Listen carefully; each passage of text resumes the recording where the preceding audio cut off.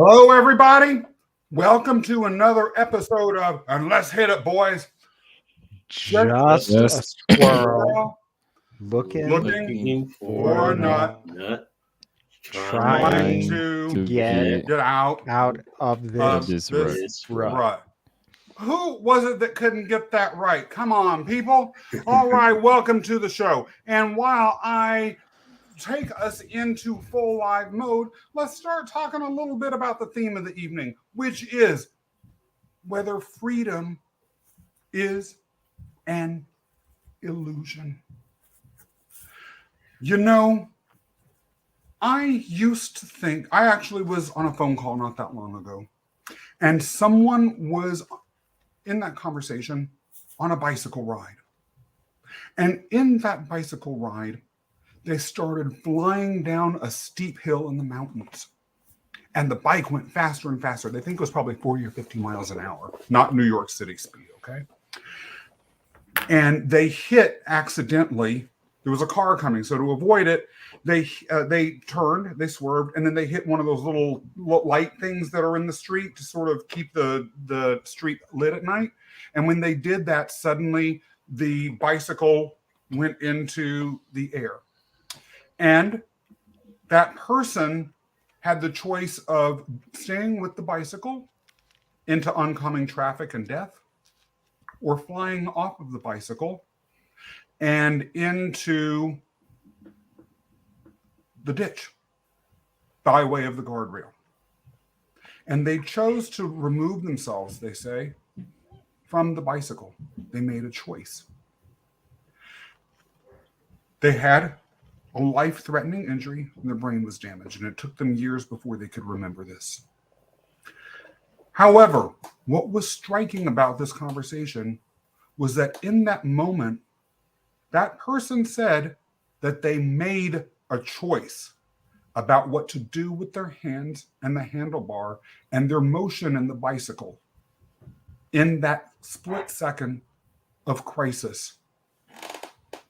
I wondered as I heard that story, and I don't want to doubt anyone else's experience because I wasn't there, but it got me wondering. Sometimes you hear stories about sudden behaviors during car accidents, particularly in places like four-way lanes.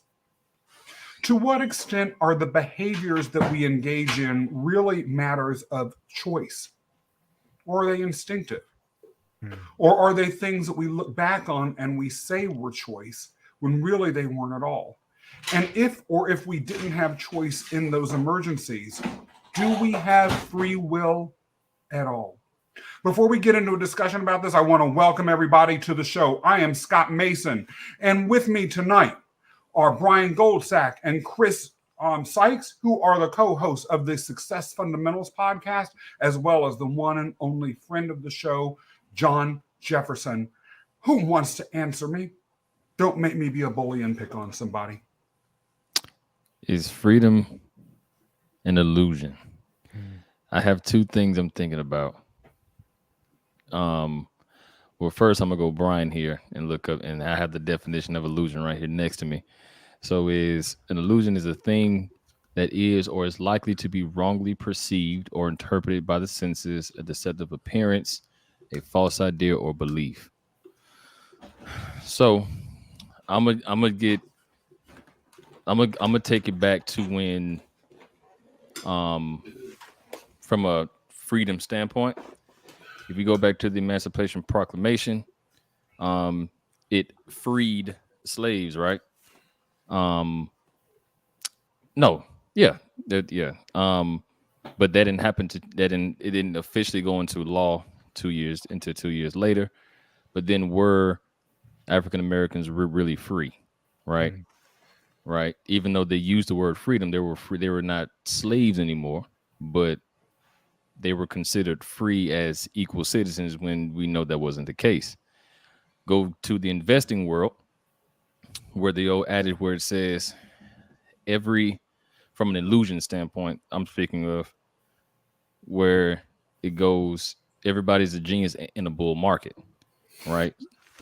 So yes. It's like, like in a tide lifts all boats, right? Mm-hmm. So if you just those are just looking at those things in a separate thing, right? I think freedom, that's so nuanced because it depends on what context you're looking at it from. Because there's no definite answer. Like, is freedom an illusion? It's not a yes or no question. It all depends on the context you're talking about, right? When your parents say, well, you're free to do what you want to do once you reach 18, is that a good thing? How much do you know about life in the world and how to go out and get a job and earn and all that type of stuff, right? So it depends. To me, it depends. Before I can thoroughly answer the question, I will have to know what context are we talking about. I'm going to just throw out a context for us to begin with. Okay. And that is freedom of choice vis-a-vis our day-to-day actions. Do we have freedom to turn our head left and right? Do we have freedom to make a mindset shift? Do we have freedom to make choices, not maybe choices with political or economic ramifications, but choices like what we do when we wake up in the morning, what we have for breakfast? Or are we really just creatures of instinct that post facto rationalize our actions that really are not reflections of freedom at all? Do we have freedom as to who we love? And I'm not talking about legal freedom, but for instance, can we choose who we love? John? Well, this is kind of dredging up a lot of thoughts I have from studying sociology and sort of the structural functionalists and all these different fancy names for people that looked at society and said, how much is the individual, you could use the term free, to function in society the way they want to, or does the society, determine the cultural norms and the standards determine how you behave? So, I come from both an African descent and Jewish descent background. And in both of those cases, I mean, the term ghetto relates to both, right? And if you are in a society, and it could be, as Kris was saying, technically you're free, but you're ghettoized for one reason or another. And that becomes a physical place as well as a mindset. So you're not as free to make certain decisions as other people in that society. And so it might determine who you love, who you communicate with, who you look straight in the eye, and who you cast your eyes down when you approach them or step off the sidewalk or whatever it is. So I think there is a structural component to that creates upper and lower limits on freedom of an individual, which would mean you're not completely free. So thoughts, I believe we have a certain degree of control over. So even if you are in a situation where you let's say you're in the ghetto, you might not have any control over your situation, but you as a person, wherever you find yourself, I believe have freedom to think your own thoughts and make your own choices and actions within reason. There's certain biological functions that we have very little control over. Like, I can't get my heart to stop beating right now, no matter how much I willed it, because it's just a biological function. I can't stop hunger. I can't stop thirst. But there are certain things that, regardless of the situation I'm in, I do have control over. So I think we have control over ourselves, but we might not have freedom over our circumstances. I'm going to challenge you on that, Brian. Me being from the ghetto. I think that could be, just speaking specifically to what you just said, from a thought standpoint, I think you may be thinking that you're thinking those thoughts freely, but it also depends on how you were brought up and how you were raised. So, for example, if John or Scott or you told me when I was a kid, I'm just using this as an example, that I can be anything I want to be and but every day I come home, my mom or my dad is telling me that, listen, this is just how life is going to be. You're going to go get a job, work. Now, I'm free to think that, but it's been altered a bit based on who I'm dealing with every single day, right? So it takes another level of, or it takes another level of thought to say I can be beyond this, because it's very hard. I mean, I'm pretty sure we all have people in our lives where you can give them some words of encouragement, but then they're hearing something on a daily basis that controls their thoughts regardless. So from a freedom of thought standpoint, I think that's highly influenced by who you're around and who is telling you these messages to get you to think the way you're thinking. It's funny. I was actually thinking about a similar sort of thing today. I want to address that thought that I had earlier and share that with you and get responses, and then talk to you about a little personal response to what you had to say, Kris, because it raises another question for me. It's interesting. As you all know, I do a lot of my professional work around classical mythology as an allegory for business and personal transformation and leadership. And one of the things, of course, that I naturally read about a lot in the course of preparing for a speech or a social media post or whatever it is that I'm doing, is research. And just to make sure that sometimes I get insecure and I just research something I already know just because. And I find it interesting because as a gay guy, back then, the idea of sexual orientation was radically different than what we had. I mean, they really didn't have the same concept of it as we did. And I could easily imagine myself being very comfortable in the social definition of heterosexuality back then. Because what they had men that were of a certain social stature. Basically, you had your wife and you had made sure you had children with that. And then you would have your catamite or your whatever, your little friend, your little buddy, whether they were voluntary or not, that you'd hang out with and have all sorts of relationships with, and then that would be that. And I could easily see myself at that point never even thinking about, right, like, who do I love or what do I having some of the conflicts that may have come throughout my own life around, whoa, me gay? What does that mean? What's that about? How can I be gay? What it was, and all that sort of thing. Because I would have not even been in a situation with cultural surroundings where I would have the freedom to even say, or the ability to say, well, maybe I should just dump my wife and just meet one of my little friends and live happily ever after in some villa somewhere. That would never have occurred to me. And so that does sort of go as to what you're talking about something that we claim to be very fundamental in our society, which is your sexual orientation. Something people say that they can't help, something that people say is, right, there seems to almost be this level of predetermination about it and lack of ability to be free, except insofar as it's manifested through its legality or not. That seems to me somewhat culturally determined. That's number one. And then number two, it is interesting on a personal level. I grew up in a family situation that was very tough. Just saying that. Wasn't easy being in my extended family. Okay? And that's cool. A lot of people are like that. But I responded to it very differently than other people. I responded by being very rebellious, by being very loudmouth, by finding all sorts of ways to scheme and get the hell out of Kansas as fast as I could. Other people in my family that were exposed more or less to the same parental and large family ideas about who we were, what we could say, what we could do, how we could behave with certain people, became very different in their response. It became very risk averse, very, like, it would never occur to some of those people to leave Kansas, just as it would never occur to me to hide away and feel afraid or limited by the dictates of what I was supposed to be that I heard in my upbringing. So when I think about dichotomies like that, again, was there really freedom?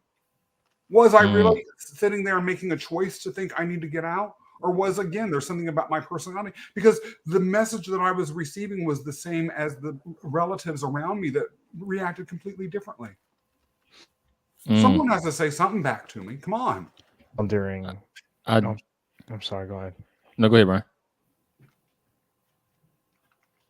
Brian's, I think he's frozen for a second. Kris, let's Okay. talk until he comes back. Man, this is a great topic. Because my mind is going crazy, right? So, okay. John Jefferson's laughing back there. We're not and you are going in the direction of the kind of social structure and that I brought up, or am I kind of? I'm leaving it. I'm leaving it up to Kris. No, because to your point in terms of like, you know, how things look and who you're supposed to love, and I'm even thinking of just going, if you look at America itself. So let's see if this is a freedom of choice thing, right? Do you all know what percentage of entrepreneurs are in America? I assume what, like 3%, 1% versus the population? No. Yeah, I would say 2%. It's 16% of the population of the U.S. 16% of people who work are entrepreneurs. That means 84% are employees, right? So if you think about that so entrepreneurship is not really taught at all, really. Yeah. Right. So what happened? I'm not sure what the messages was when you grew up, but from a job standpoint, my parents didn't say, "Hey, grow up and become an entrepreneur." They said, "Grow up, go get a job, work there for a long time." You know, that's just what your goal was, to go to school to get a job. Mm. That's a system that's been that was instilled in the industrial age to teach people how to take orders and go out and work, and they just kept the system. So you're automatically programmed to become an employee, and and entrepreneurs are the outset of that, right? So it's like if you go, and that's why there a lot of people go against the grain or look like that they're crazy when they want to start the next business. It's like, why would you do that when you can just work here and just get a steady paycheck? You're already go ahead. In a post-COVID world, though, that's changed, and I'm sure your statistic predates the last couple of years, but I know, you know, there's been some seismic shifts in our economy toward more people working from home, working for themselves, and all that. And you're kind of speaking to that. This sort of been an evolution in American thinking and American business toward this since a certain time period. But has there? Because yes, that may be the narrative in the media, but the U.S. economy just added 674,000 jobs. The jobs report comes out, and every time the jobs report comes out, it's hundreds of thousands of people still, right? Now, I think the great resignation, as they call it, had happened during COVID, because you know you couldn't go anywhere, or you lost your job, so you were forced to become an entrepreneur. But then when you look at that too, you don't realize how hard it is to be an entrepreneur until you're an entrepreneur, right? So it's a great storyline, right? And then you start working for yourself, and you're like, I got to do everything, and I don't have any. Because you think about people who quit, who are used to being an employee. They're used to certain things, right? They're used to having to save for 401k, healthcare, all that type of stuff. When you're not entrepreneur, it sounds good to tell your friends or whatever, but when you are actually in the thick of things, like Elon Musk says, it's like eating glass, right? Yeah. Especially when you first start out. So, but that's just my thought about it. Sorry. So one thing I want to say while I still have good service here is, is that a choice or an illusion? It is. I thought it was a choice, but it appears to be an illusion. So, I'm wondering if this whole idea of like if you're born into a situation and there might be other ways to think, does that somehow mitigate the fact that you are free?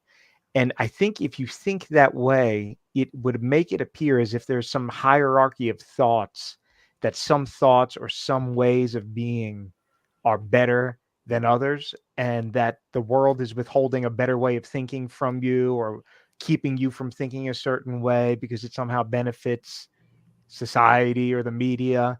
And I question whether or not we should immediately jump to that conclusion, because I mean, if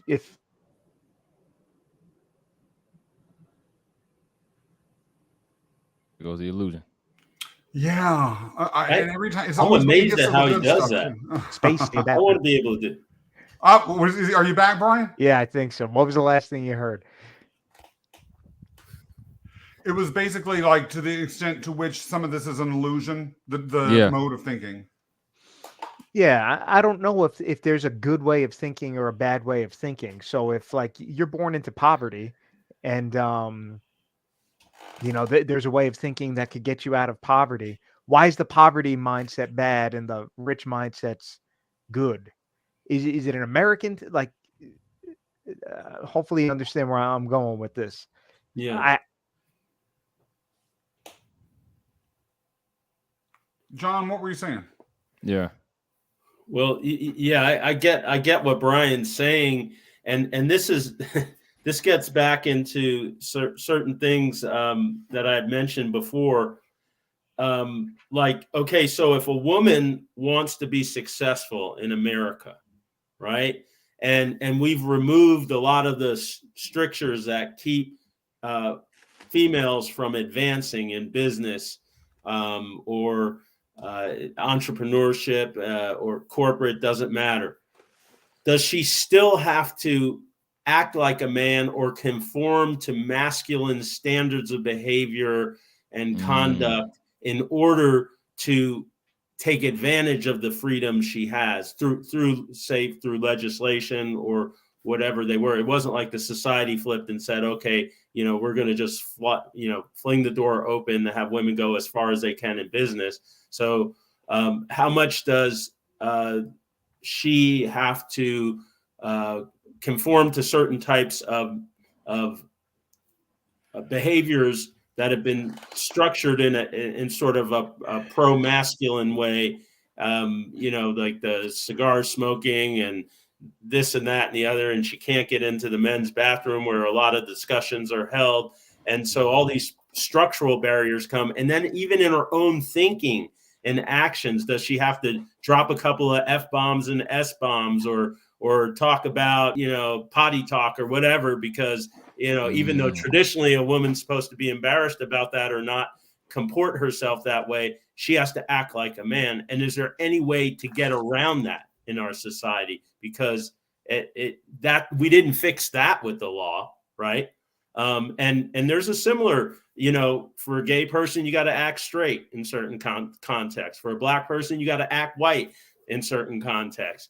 And so then that freedom does become illusory, because you then start to have to conform and think differently, as opposed to what Brian said, which is, be the person that's different in a context that, like in whether it's the shtetl or whether it's the urban ghetto, whatever kind of ghetto it is, your thoughts are just as valid, just as valuable, and just as legitimate, and just own those and don't worry about what the rest of society does. But then does that break you out of that ghettoized or insular situation? That's a great point. Brian? Yeah. It's true, because the breaking out of the situation is the tough part, right? So you would have to then think a different way in order for you to exhibit the behaviors associated with those that are not in that exact same situation. And therefore you have to almost sacrifice your default state and exhibit the thoughts of a totally new way of thinking. But I still think that you have free choice whether or not to make that decision to think that new way. So let's talk about where that's happened. Don't mean to cut you off, Kris, but you might want to dovetail on this. Rap music is like that. I mean, all of a sudden, like you look at a Snoop Dogg concert and look at who's in that audience. For sure. I work part-time in a jail. Everybody's putting their beats together and their lyrics. It doesn't matter what identity they have. That message that has gone out from that medium has mainstreamed itself and even become the mainstream in a generation younger than mine.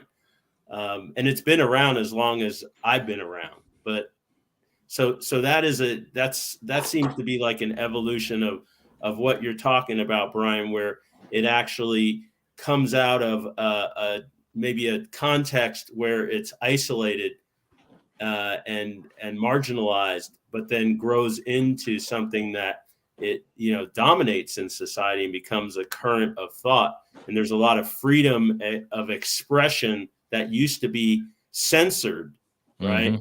In that medium. And I don't know if I captured your thought. And sorry to cut you off. No, John, that's perfectly fine. That's actually a great. Hip hop is actually a great reference to what we're saying here too. And also too, just to go back to your point, John and Brian, about like conforming to. I think that I think until you get I think you may think a certain way about freedom until you're playing somebody else's game, right? Because like that same woman who's trying to play the game of trying to in a male dominated field, or let's just say she's trying to become a C-suite executive. She can be herself all day long, which is just her natural, like whatever she wants to be, right? But then when you go up again, when you have structures and people who, if you make a lot of noise, then you're not going to go nowhere. We're going to control you, right? Mm-hmm. We may give you some we may give you the illusion that you're moving by doing these lateral moves, but you'll never get here because I already see how you think. It's almost like that book, if you read it, The Spook Who Sat by the Door, right? Whoa, that's I read that book.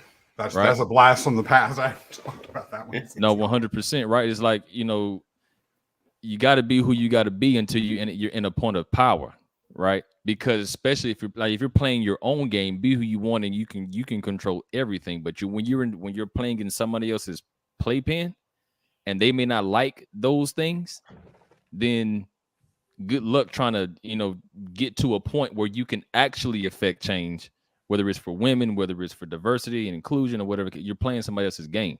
And I can name 1,000 examples like that when people made too much noise too early and never got to a point. I mean, I don't think that we always want to put a big spin or a bad spin to playing somebody else's game. I think sometimes there's good reason to sacrifice a certain degree of freedom in.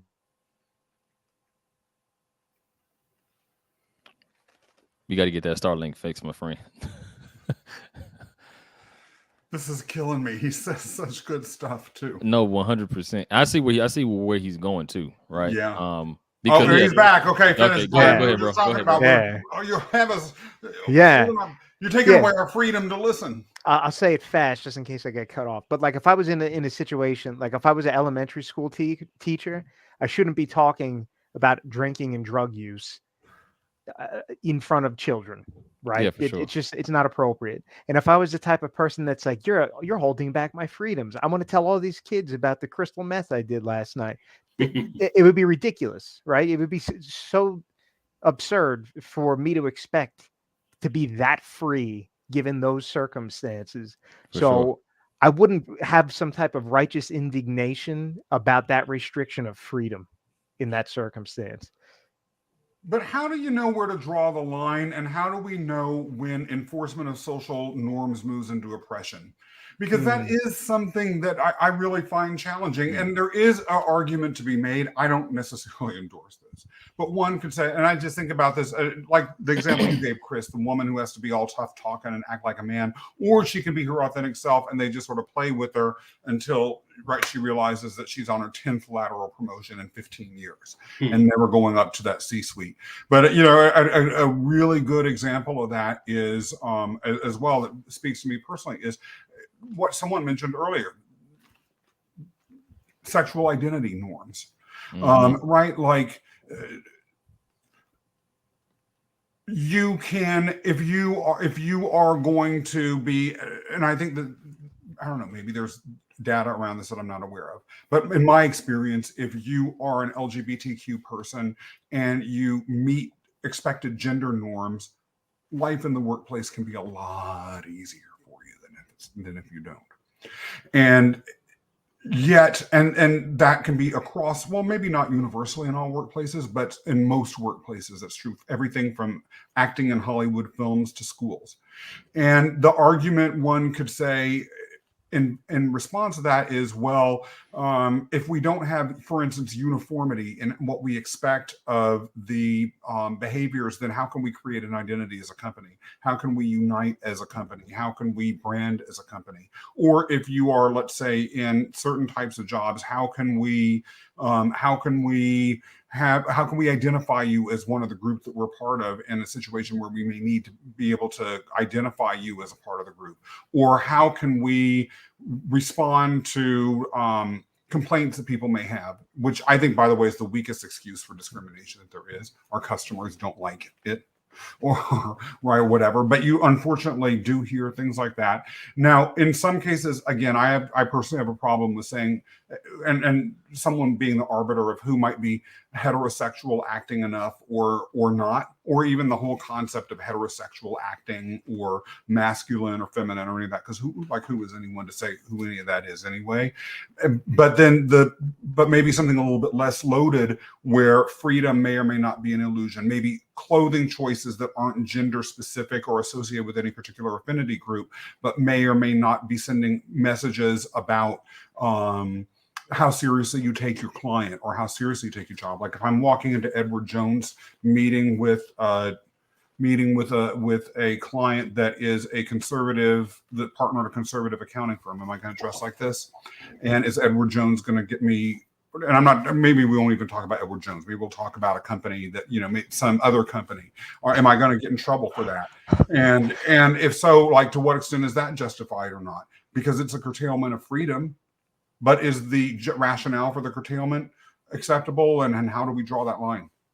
I see it as like we're all on a boat, right? And if we all want to get to an island that's off in the distance and we all have an oar, and Kris is going like this, and John's twirling it like this. Yeah. How are we going to get there, I assume, right? Brian, who's to say who's doing it the right way? Brian, you're back. Finish. Okay.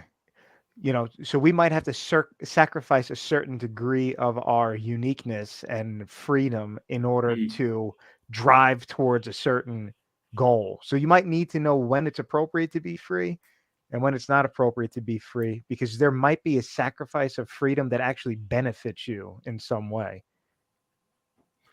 It's funny you say that, because I know, because like you brought up the client. I'm thinking about this in a couple of ways. I want to ask a question, and I'm very curious to hear all three of your thoughts on this. But to answer your question too, Scott, from like, if as a client and you meet somebody who you know that their values are clearly different, and they probably even said it like without even knowing who you are, they probably said some very offensive stuff, right?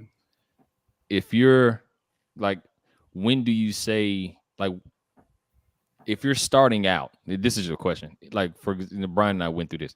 If you're starting out and this person is clearly offensive, right, without them even knowing it, right, but you need that account just to survive this month, so that bonus is going to be fantastic, right? Been there. But this is not a person that you want to deal with, because, and they may never call you.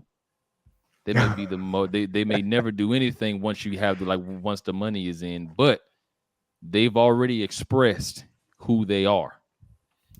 From a survival standpoint, do you say, oh, their views are different than mine, and I know I don't have anything else in the pipeline. I need to bring this money in just so I can survive the next month and pay some bills? Or do you say, well, your views written in your mind, or if you want to tell the person, all right, do your views disgust me so much that I'm not even going to attempt or justify you becoming a part of my practice because of how you are as a person? That actually came up, at least in hypothetical, and I'm going to talk about that in a minute. But Jessica, welcome back. It is always good to have you participating in the audience, and we want to hear your thoughts about this. You may have been in this situation, and I know it's something that you think about or have thought about before, because you think about things. That's just who you are. I'll talk about this. In 2016, or maybe it was a little bit. I don't remember exactly when it was, but during the Clinton, no, it was after Clinton Trump. So maybe it was some point, maybe in the run up to the very early run up to the 2018. Well, whatever. I don't remember when it was, but in any event, I owned a screen printing shop and an apparel printing factory, and that was actually how Kris and I got to know each other. And we also did embroidery for things like hats. And so the issue came up about what if a certain political candidate came to us and asked us to do thousands upon thousands upon thousands of hats, making a particular statement that one candidate in particular had as their campaign slogan. And oh my God, I will say that half of our production staff was Mexican American, and oh man, they had pretty strong feelings about some of the statements that this particular candidate had made about their community. And then we also had another 2 female employees that were pivotal staff members that were progressive feminists and had some pretty strong feelings about issues related to sexual harassment and language used around women. And all of them were people that we wanted to hold on to and didn't want to lose. And they knew that. So they had a certain amount of power over us as owners. And so a dispute broke out, and it was not an actual dispute, but sort of a theoretical dispute. What would happen? How would we handle it if this particular candidate came and asked us to do 50,000 hats? That would have made our revenue for the entire summer. On the other hand, and we were free to do it, but also our entire staff was free to quit. Our entire staff was free to slow down the work or to do all sorts of other things, and they might be willing to pay a penalty for that later. So we were free to retaliate if they, screwed up the order or whatever. But again, there were cascading consequences to this. So how much freedom really was there? Was freedom an illusion on anyone's part? You walked right into my second question, Scott. You walked right into it. Because freedom, and I'm just speaking at it I'm speaking to it from a sexual orientation standpoint, from like being free and then the consequences thereafter. Because it happened to a very, very close friend of mine, actually. So, sexual orientation and you come out as gay, right? But what if, let's just say I have a relationship with my father, very, very close, or my mom, very, very close. They don't know what my sexual orientation is, but I know I have to get this. I have to live in my truth. And you tell your truth, and then you lose everything. That, right? You had you made the choice, and the freedom of choice to say, "Mom, Dad, this is who I am," and this is me. Yeah. And then all because they're your parents, and then you just have a deep relationship with them. Maybe you and your dad have a tradition, and in the case of my friend, him and his mom were like best friends until that came out, and then that relationship was done. Even though it's out there for him, he almost regrets it because not because of who he is, but because of the relationship that he lost. Yeah. So go ahead, Brian. Otherwise, while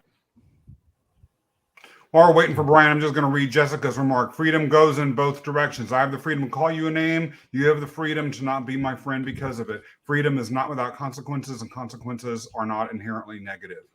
Right. So that kind of ties into what I was going to say. So my thought is the fact that we need to compromise on things doesn't eliminate freedom. It just means that compromise exists. So giving the example that Scott had, those were all free people that happened to disagree on something, and you needed to come to some compromise amongst the staff and the presidential candidate and the boss. You all had freedom, but your freedom was butting heads. So in that scenario, I would never question whether or not you were free. I would say you're so free and you don't happen to agree with one another, and now you're forced to compromise.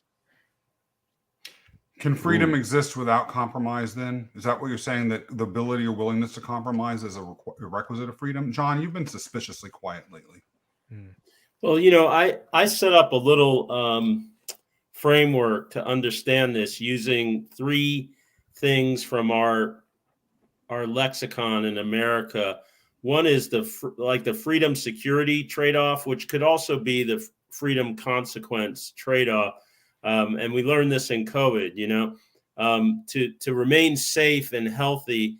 There was a lot of compromise of freedom, right? And people had to determine to what extent they would take that to remain safe. Do you just lock down at home? Do you wear 2 masks whenever you go out? Do you get vaccinated and wear the mask? On and on, right? So that's a freedom security trade-off. And I call that discerned behavior. Then there's the other concept that freedom isn't free. It has a cost. And the military used that kind of as a slogan, or it was talking about the fighting men and women in America. And as one example, or the battle for freedom of African descendants and Africans in America. So that's earned behavior. So you got discerned behavior, or it can be earned behavior. And then you've got the fiddler in Roots, Alex Haley's Roots, who, when he was asked if he wanted to go north, he said, nope, I'm going to go back to the plantation. And they said, fiddler, don't you want to be free? And he said, I don't know how to be free. And that's learned behavior. So using those 3 kind of motifs, it can be discerned behavior, where you're making a choice and it has consequences. Earned behavior, where you have to fight for it. Or learned behavior, where you have to know how to be free. And that gets to one of the things that Brian was talking about, which is, hey, even if you're in a context where you feel like you can't think a certain way and act a certain way, what if you just go for it? So I wanted to throw that out there. I actually wanted to start with that, but we went in a little different direction. So.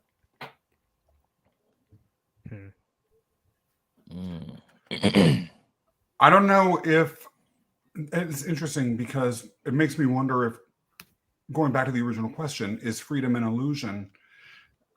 Maybe it really is, because it's possible none of us have any freedom at all, because we haven't learned how to be free. We don't even realize it because we've never learned it. But what is freedom? Yeah, right. What is freedom? What is it? What are we gonna just like all walk into the woods nude and live off of like shrubs and berries? Like, is that true freedom? Like, what does it even mean? Well, one of our co-hosts, Casey Berman, raised that point actually during this show one time, which is that no humans since the agricultural revolution. I don't know if he would frame it exactly this way, but this is more or less the implication of what he said. No human being since the agricultural revolution has been free. We all were enslaved by wheat that basically captured our behavior and drove our behavior around the production of it, to the detriment of society across the board. And if there's a great book about this that covers this called Sapiens, that really makes a powerful argument. We as a species have suffered dramatically because of the agricultural revolution, which really was about allowing wheat to reproduce around the planet. And we don't know it. I was going to say that freedom, if you take the structure of the word, what's the opposite of it, is kind of like serfdom. I was just thinking that, and then you kind of captured that idea, Scott, put it in a historical context. I mean, that's the whole wheat thing, I think, is a compromise. I don't think we were just arbitrarily growing wheat. We were growing wheat so we can all eat. So we probably had to sacrifice a certain amount of freedom so we can create systems to produce wheat so we could feed ourselves, which has a benefit. But also, too, I'm still thinking about what is freedom then? Because it's like, okay, so if we're talking about freedom, so is it doing what you want to do and having no consequences behind it? Like if I wanted today, like if I decided I didn't want to work, or I want to go to, I want to go right down the street. Like every day you're choosing to do what you want to do. Is that freedom? But then can you, if let's just say that is your definition of freedom, to do what you want to do every single day, but you live in a society that requires an exchange of currency to get what you need, then what? Then what is it that at that point? Yeah, you may want to do everything you want to do, but if you're trying to buy some coffee and you're not doing or producing anything, you may be doing things from a freedom standpoint, but then you have to conform in some type of way to produce some type of income so you can continue to live that lifestyle. So it's like, what is freedom? It's it's such a good point, Chris. Imagine if we created an island, a huge island, where we said, "Look, there's nothing here. I mean, you can create things, you can grow crops, you can do whatever the hell you want. There's no rules, there's no government. There's just land. And anyone that's mad about the current system that they're in, will just ship you off to that island and do what you want. And there's a handful of people, hundreds of thousands of people that go to that island. At some point, I guarantee you they will form some society and sacrifice some freedoms in order for them to have adequate health care. They're going to start growing some wheat so they can eat. There's going to be some guy that helps build fences so they can put cows there so they can start eating steaks again. And we're going to be right back to this discussion again, even though they had the option to just be free. You'll eventually realize that it's not that good if it's just utter anarchy and absolute freedom and there's no compromise in it. Yeah, for sure. Like imagine a world, not just imagine a world where people just did what they wanted to do. I think that's what rules are. I don't think nobody's like truly free, because I think that you work within a framework. So like this one, I may want to punch somebody in the face, but then I'm gonna get charged for assault, right? It's like it's a rule there to prevent me from doing that, right? So that's what I'm thinking about. It's like if your choices are to be free or whatever, I don't think you are. I don't think nobody is, because of the society we're in, and then two, just based off rules and laws. You're muted, Scott. Scott, you're muted. Sorry about that. Jessica's making a fair point, which is that actually, even in that situation, I think Jessica would argue you are free. You just don't like the choices. I know somebody that said that there was a him, that his mother hits him all the time. And I mean, like slaps him in the face in public. And I was like,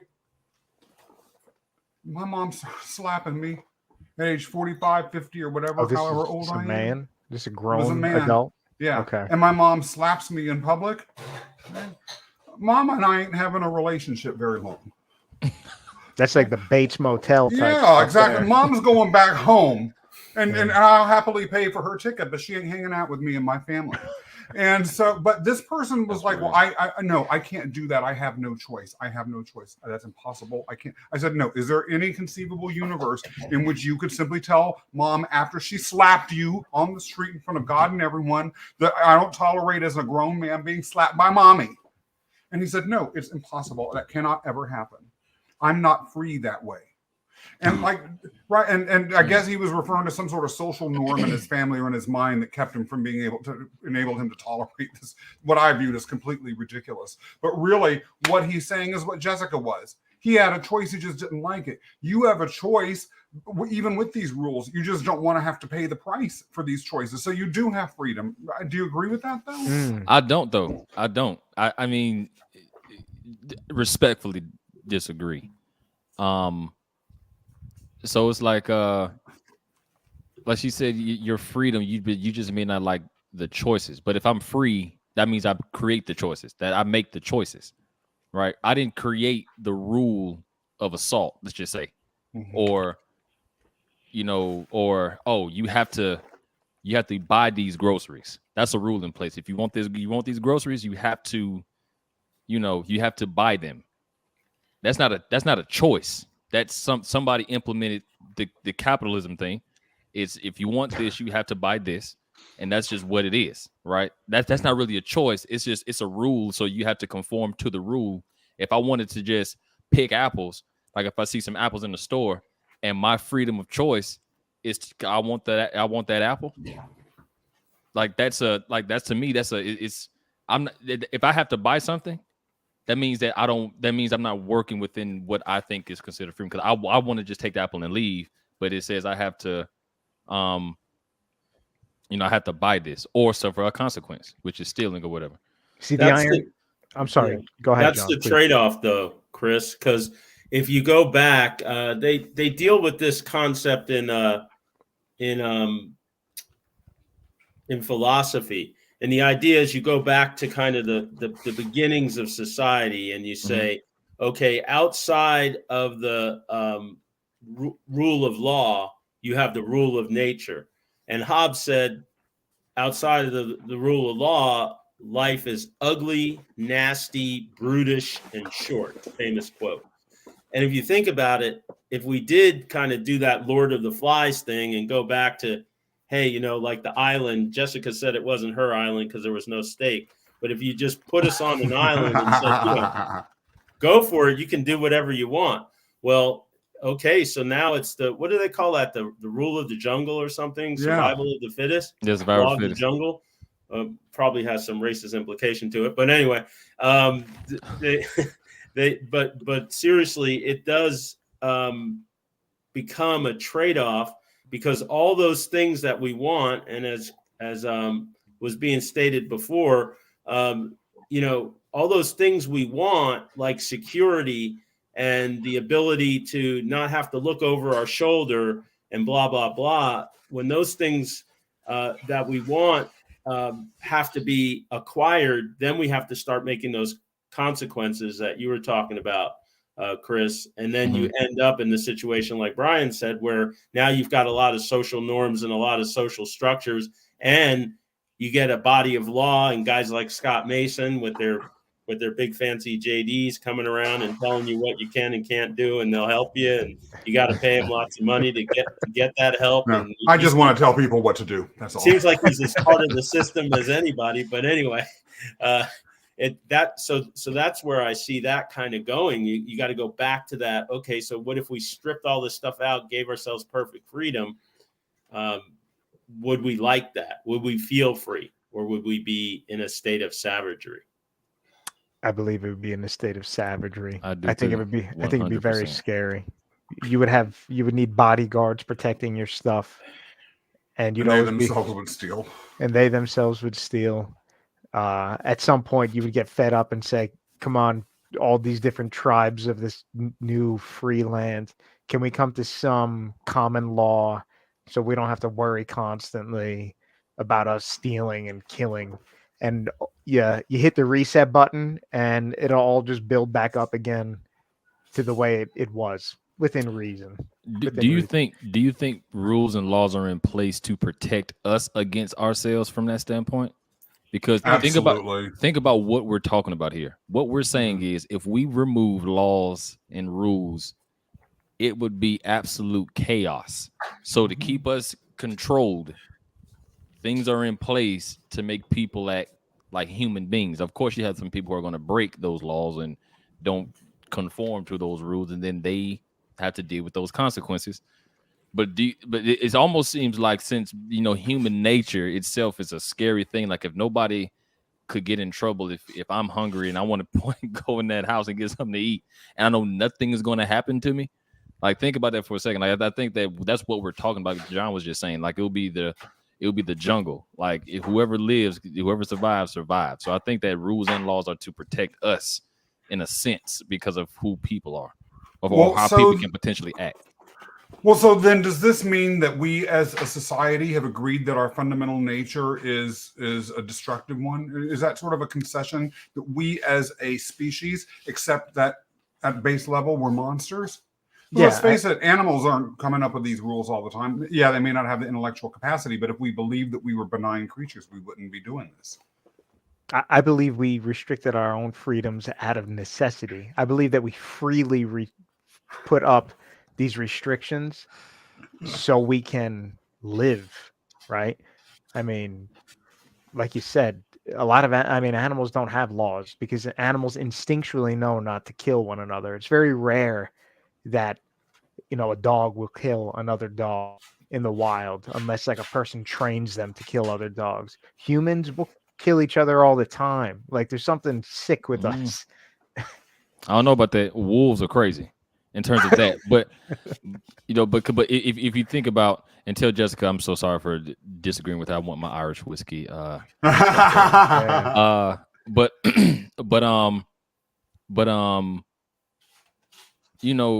like animals, like if you look at animal nature, there is no, since we're like, I think since some humans are in like when we see a baby, we think that's cute, that's such a cute baby, and everybody wants to take pictures and think. In the wild, a baby means an easy lunch. Yeah. Right. You see what I'm saying? It's not Deal. cute in the wild. Like it's like, oh my God, it's a baby. That means our family can eat tonight. Yeah. Right. But think about that. If you think about that for a second too, like the rules are set up like and just to tell from like a destructive nature, Brian, from what you're saying, if we took out the requirement of to produce as humans, would we still see people's drive to get to a point like a goal? Like I'm trying to reach this goal, but if the production asset of society is removed, then will we just turn into just these lazy humans who don't go after nothing? But does sort of go back though to that question about the agricultural revolution. In other words, what if that had never happened? Would freedom even be a concept? Because we would be so much on the verge of survival, on the edge of survival all the time. Leaving aside ice cream in our pocket, ice cream cones in our pockets, like Jessica's talking about, wouldn't even be an issue. Although, wow, I never knew you could carry an ice cream cone in your pocket. I'm going to try that sometime just to be rebellious, see if I get arrested. And it's fascinating. And there was a question that was embedded in something someone said earlier that I wanted to explore. I don't remember exactly how this popped in this twisted little mind of mine, but I've got to ask this. John, can someone be free in prison? It's an interesting thought. Having worked and volunteered in jails and prisons for a better part of a decade and a half, I'd say structurally, no, but there is an aspect that Brian brought up where in their mind they can be free. And I think Jessica's kind of pointed this out too, that it would be sort of a transcendental freedom that they acquire. And I've seen artwork from inmates. I've seen expressions of freedom because, hey, I'm not on the streets. When I was on the street, the dope man had me, the pimp had me, the police had me, everybody had me. I couldn't move, I couldn't breathe, and I just went from high to high. But when I got in here, I was forced to get cleaned up, and I don't have to worry about dumpster diving to get food and crawling into some place. I got a bed, I got a blanket. So it actually, now that I'm talking through it, sometimes prison is the freest place some people can be. I've just got to say in response to your comment, Jessica, I won't feel free unless the ice cream that we have is soft serve. That's what I like. I'm just throwing that in. Do you feel, let's imagine Jeff Bezos here, that it's possible that he doesn't feel free? Elon Musk? Oh, 100%. There's no way. When you're worth $164 billion, you have obligations. Who said more money, more problems? Biggie. So would it be worth giving up your freedoms to be that wealthy? It's gotta be true. In a lot of ways, those people are like sacrificial lambs to society. Their desire to produce is almost a compulsion in a way, Yeah. and it almost like benefits us in a way that like like I said, they're like a sacrificial lamb to society. It's true. How can I become more of a sacrificial lamb? We would look down on them.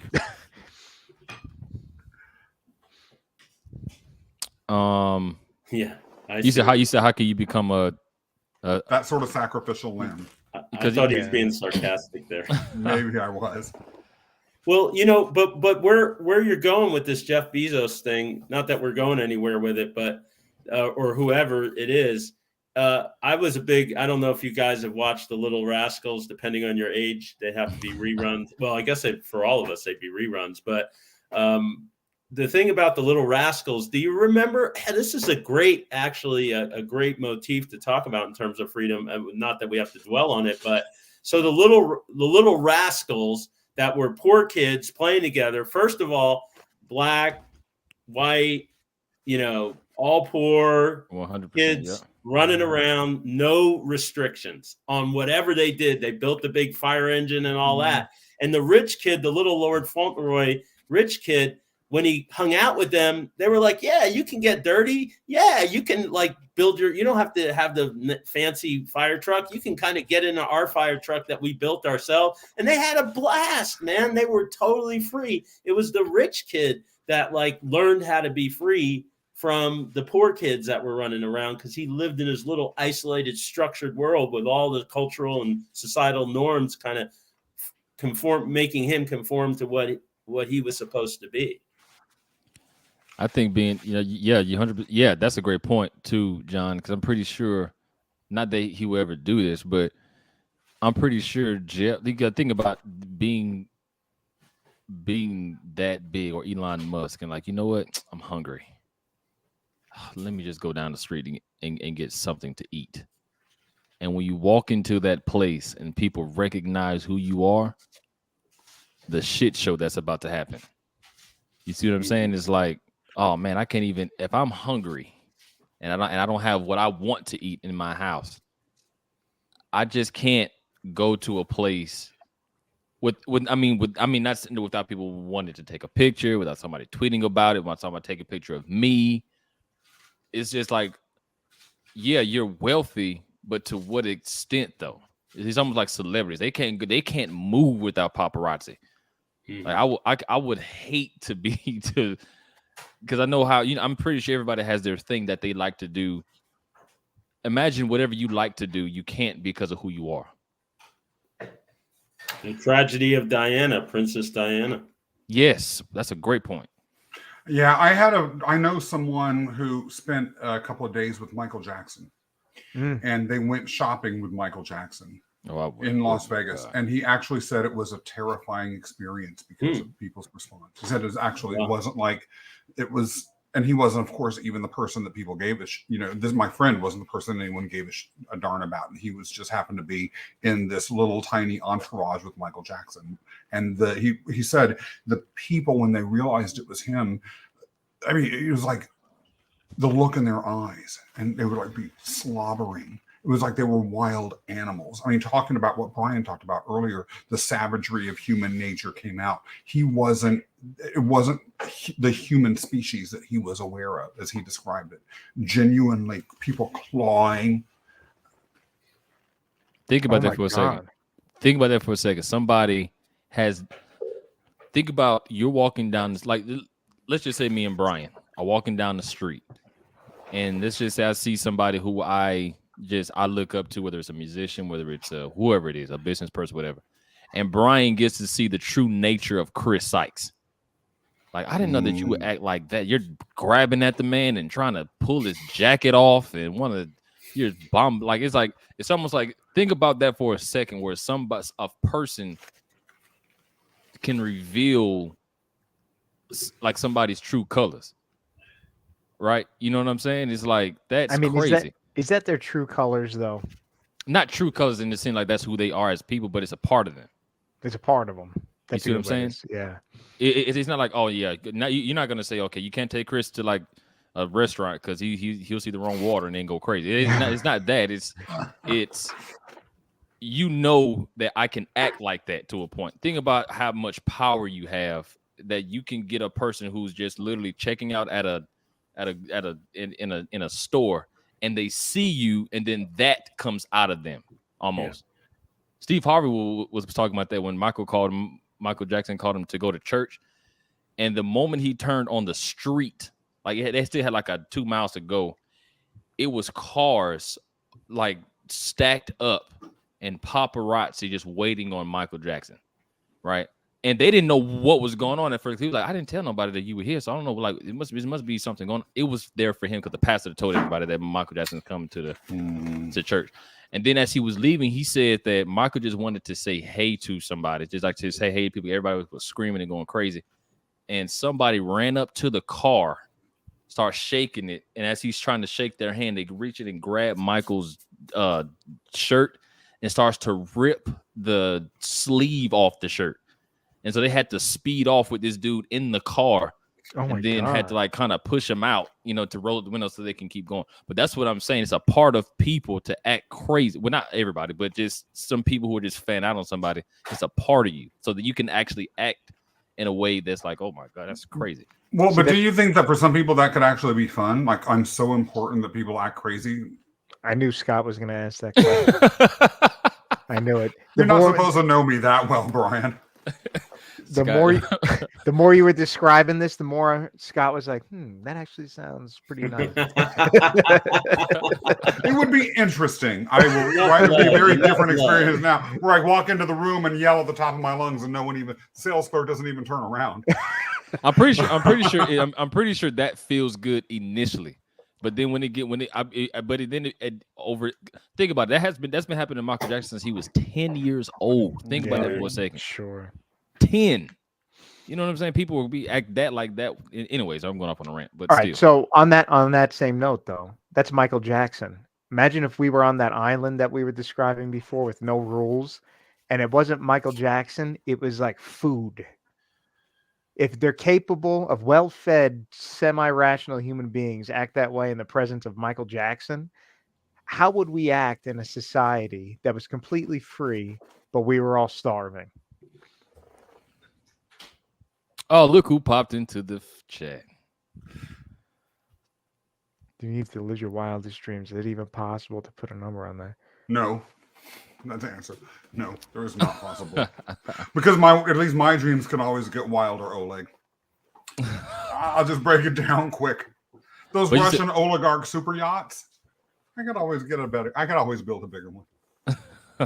So financial freedom, to tie it back to the idea of illusory freedom, I remember when I first embarked on my career, and I ended up in corporate America, and the idea was financial independence or financial freedom. And we have a couple of investment managers among us, and Oleg is making some comments. He's jet setting around the world at this time. We know that Scott's a independently wealthy entrepreneur living in Manhattan, probably in a penthouse.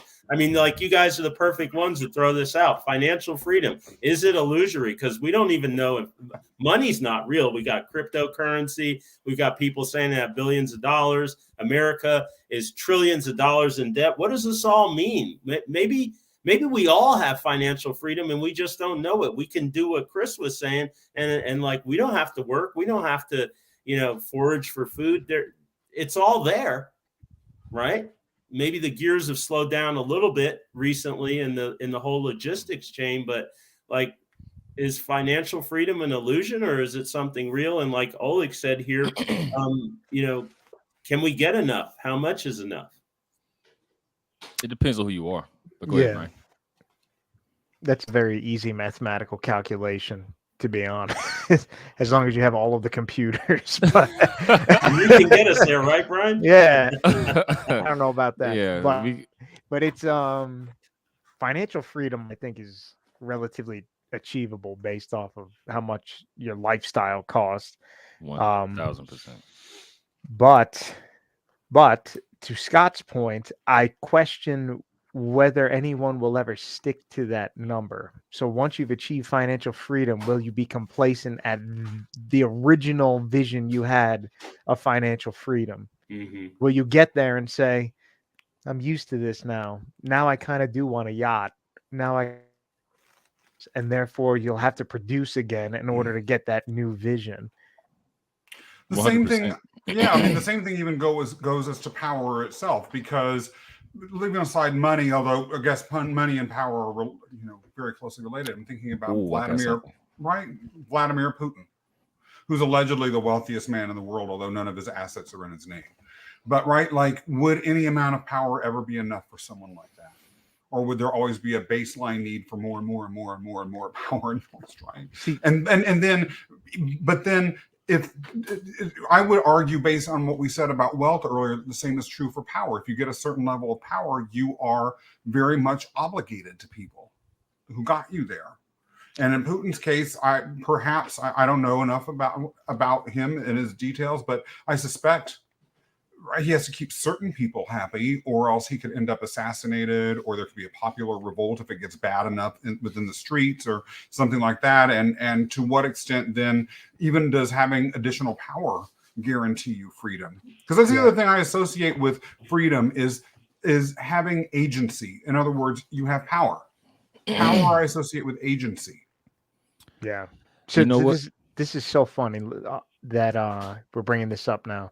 I actually had to do an international wire transfer today, and I was asking if I wanted to do one to Russia just out of curiosity when I was talking to the transfer guy, what would happen? And he's like, you can't, there's sanctions. You can't. Yeah, you can't do that. You can't do it. And I was like, wow, this is wild that, like, if people in Russia wanted to participate in our economy in any way, they just can't now. So I asked somebody and I said, I mean, what happens if these sanctions continue? Like, they can't continue indefinitely.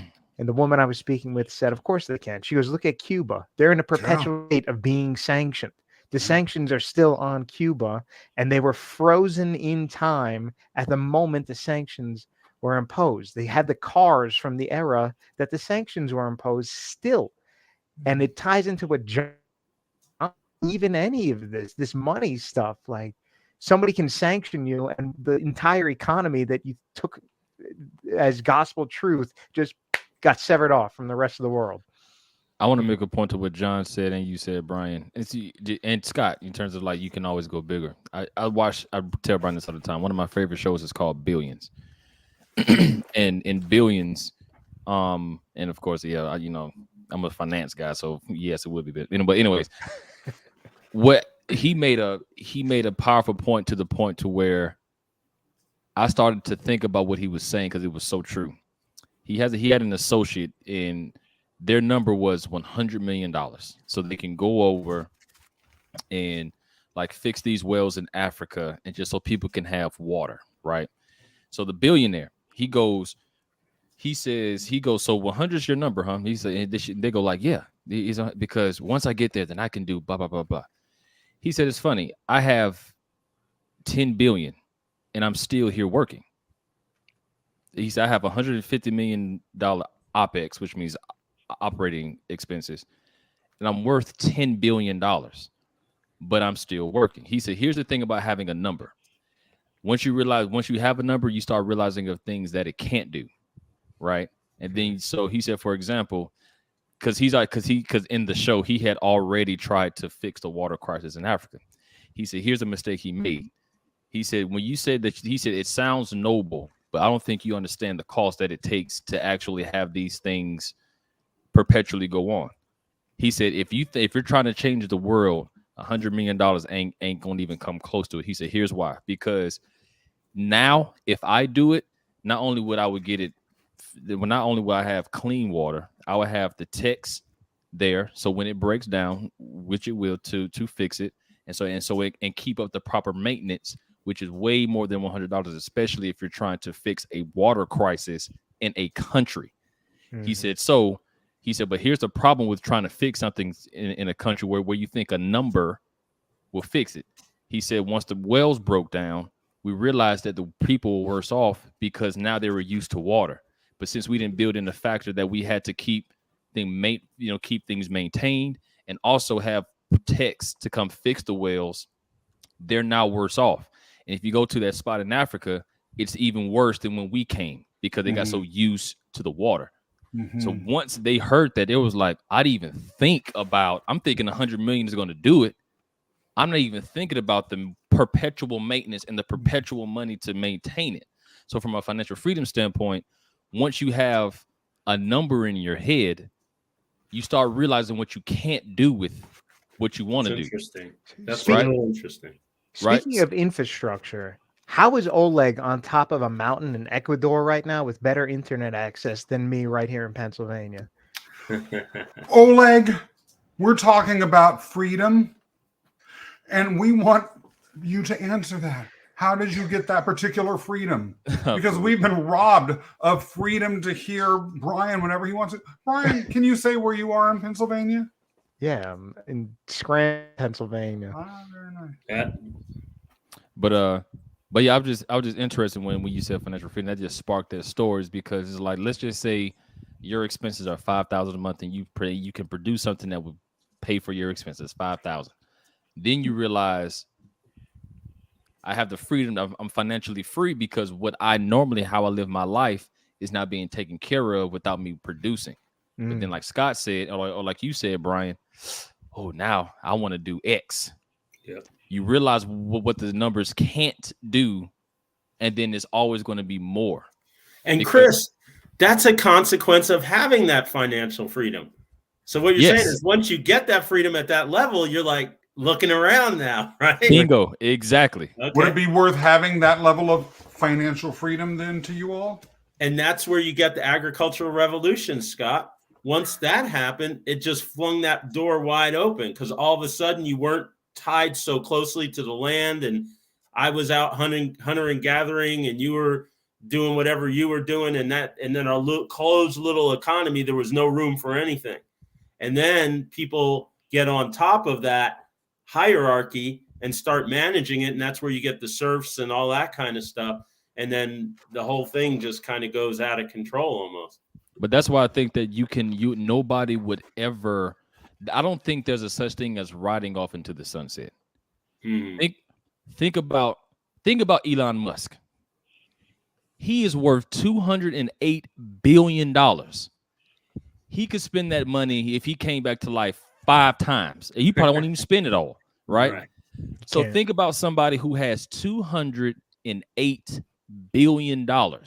He's a billion. It's crazy. So it's like he's never going to run off into the sunset. Well, he also found his purpose. He listened to Purpose Highway, and he found his purpose. 100%. So he enjoys what he's doing. Even if he wasn't making any more money, he would probably still be doing. I'll challenge you on that. You know he told Joe Rogan? He told Joe Rogan, he said, nobody would ever want to be me. He said, sometimes I think I'm crazy. He said, because I don't mind. He said, sometimes I'm always thinking about what I can do and do better. And I live, he said, ask Joe Rogan, he said, you have a successful podcast platform. I'm here, da, da, da. Would you stay in this room 7 days a week, sleep here, wake up, do everything? He was like, no, I would never do that. He said, that's me, and I have children. I will stay here, spend the night, and not go home for a week straight and not care. He said, I don't know why. He said, so nobody would want to be Elon Musk because of what goes on in here, right? And I'd lose so many friends because it's like, I know this fool's going to ask me for $1 million, and I can't even say I don't have it. Yeah. Scott Mason, send me a voicemail. I don't want to talk to him, man. Ask John Jay's like, hey, John. Again. Like, hey, John, you got a meal for me? I know you got it. I know you got it. Exactly. You were 208. I know you got it. Right. Well, let me ask each of you, if you could be Elon Musk, would you? No, there's no way. Based on how I didn't, when I heard him describe what he does as to get to where he is, and what do you know what he did because he was a part of the PayPal mafia. Do you know what he did with his profits? Tell. This I man, have no idea. This man, he was sitting. Now, mind you, PayPal just sold, right, and he got his portion of the profits. I think it was around like 300 and plus million he got. He took half of that and put it into starting Tesla. No, he put 80 of that into Tesla. Can't stop. 150 into SpaceX, and he took the rest and put it in some other company. And he said when I got there, he said I immediately started these companies, and I literally had to ask a friend, can I sleep on their couch for that week, because I was that's simultaneously. That's why I said in a lot of ways it's a compulsion for people like that, and in a lot of ways I view them as sacrificial lambs to society. And I know people were wondering if I was kidding or not. I'm not kidding. I mean, they stop. I get this crummy internet, but no, say what you were going to say. I was hanging on the edge of my seat. Exactly. They said they what they see. We heard they, and then you just went away.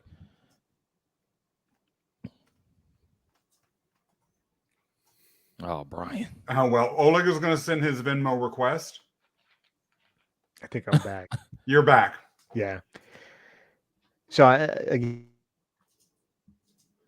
this is terrible. Okay, start all over again.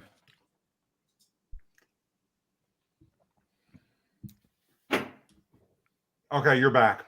All right. We get to reap the benefits of his thoughts, yet he suffers. That's kind of like a sacrificial lamb type scenario, in my opinion. Do you think that Elon Musk would rather be some washer person living in some economically deprived area of the country, though? No. Like, would he rather be some food laborer in some mega agricultural farm in North Dakota? So is he really suffering that much? No, because I don't think he could.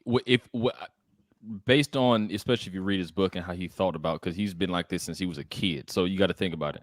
Someone like that would be put in a situation like that and figure out how to make something better out of the situation because of how he thinks. He's like, okay, I'm in this situation. Oh, people don't have X. And he'll figure out how to make X for people. And then that's what he used to do when he was a child. So somebody like that, who's wired like that, but like Brian said, is a sacrificial. We love Tesla. I mean, people, who have Teslas, first of all, the electric vehicle is referred to as a Tesla. You can't get any better than that as a brand, right? So, like you said, even though we're benefiting, or people who like electric vehicles benefit off of his inventions, what goes on in here, he can't turn his brain off. He can't walk into a situation like, okay, I'm fine. He walks into a situation and it's like, oh, okay, I see. He'll walk into this room and like find 6 things to improve and start working on them until it's done. That's just who he is. Yeah. Right. Speaking of making improvements, all of y'all are doing things that are amazing in this world, making it better. I want you to each take a second to let folks know how they can find out more about you in a little bit, 1 or 2 sentences about what you're doing and who you are and what's going on in your life. John, go. I have a company. I'm a consultant at Sage Synergies, and I help businesses do better at what they do for their customers. And I also part-time work at a county jail as a chaplain, and I'm in my kind of second career after working for a major telecommunications company for a couple decades, and enjoy life, as I told you guys up front, in southern Arizona. Thank you, John. Kris, who are you? What are you doing on this? How did you just appear on this screen? Come on. Who am I? I am the co-host of Success Fundamentals podcast. The other half of that podcast is right here with you all. If you want to get in touch with me, go to my LinkedIn, Kris Sykes, literally what's on this screen, and download the podcast. Brian and I talk about success in all of its forms and facets in the most rawest form. And we talk to everybody, from shamans to, the high end business people. So we have like a wide variety of people talking about success, and we kind of challenge the thinking of success and kind of break it down to its nuances. Brian, go.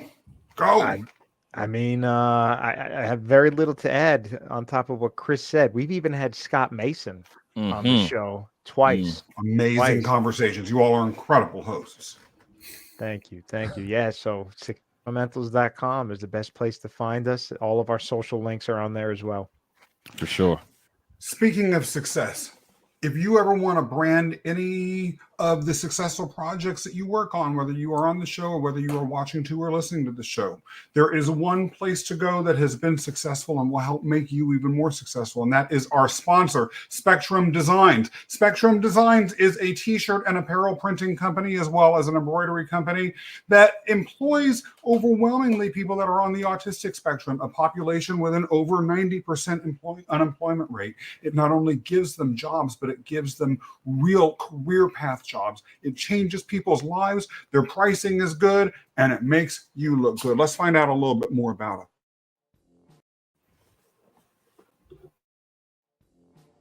No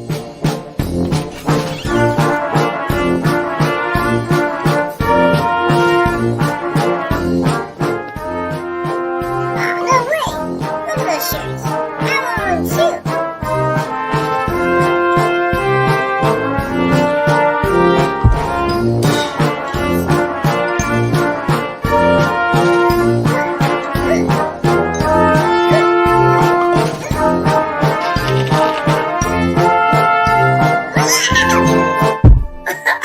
Are you alright? I think I'm okay. Okay. Let's show them the t-shirts. Yeah, let's show them.